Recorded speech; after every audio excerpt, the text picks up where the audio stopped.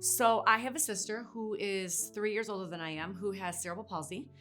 So I have always grown up with seeing someone firsthand who has a disability. So I've always been drawn to that. Very natural. My first career was actually in recreational therapy. So I worked with adults who had disabilities, and we did rec therapy, recreational activities after they had therapy. So that's a kind of a stepping stone into this job. And then I decided 3 years in that I wanted to teach. So this is my 17th year at Northwest.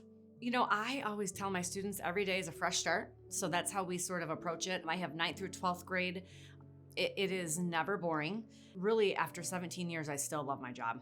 Just encouraging them to do their best every day. And I work with amazing people and could not do it without my parapros, and my colleagues. With that said, we just kind of all lean on each other and feed off of each other and take ideas. And it's really a team effort, to be honest. The students that I teach, I do a curriculum that is both academic and functional based. So we do core subject content, but we also do things like employment skill building and daily living skills and social skills and things like that. So, when we see a student that this year I have 8 seniors that are going to be graduating. So when I look at them and I think, gosh, where they were when they were freshmen, and now that they're seniors, and one of them has a job right now already, and they're going to be going to Kit Young, which is another great place to be after they leave my room.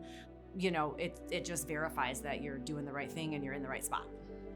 I always think good leadership starts at the top. And so when you have someone to follow that's making those positive choices and setting the positive example, it's easy to do. There's definitely challenges every day with teaching, but I think the positive culture makes a huge difference. And our superintendent has been with us for quite some time now. And that is his number one passion, is the positive culture, because everything else kind of falls into place when you have that. So, when you believe it and live it every day, I think it just comes naturally.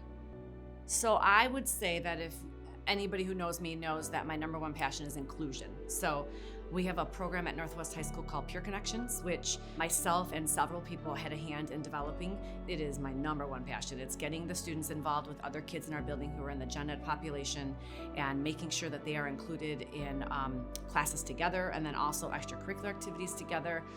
It is something to see. I think we've been doing it now. This might be our 9th or 10th year, and it is just blossomed. And so if there could be a Peer Connections class in every high school in Michigan, and it would be amazing. All these kids would have so much opportunity. We've seen friendships built, and actually kids who are in the gen ed population who take the Peer Connections class are now thinking maybe they want to be a special ed teacher, which is the student teacher that I have right now is a result of that. So it's so fun. So inclusion is my number one passion. We are actually in the process of opening up our own coffee cafe in our school so that our kids can have a work experience there. But I would love to see more partnership with other businesses where we could take time out of our school day, have it part of our curriculum, and go into the community and get them some job experience. Because really, at the end of the day, I just want my students to be employable and live a prosperous life and feel like they're a part of the community in every way possible.